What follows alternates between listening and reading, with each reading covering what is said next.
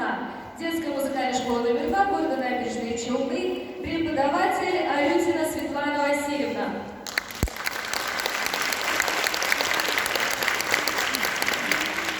На сцену приглашается автор проекта «Звезды завтра», художественный руководитель и дирижер оркестра «Ля Примавера», заслуженный деятель искусств России и Татарстана, народный артист Татарстана, лауреат государственной премии имени Габдуллы Тукая,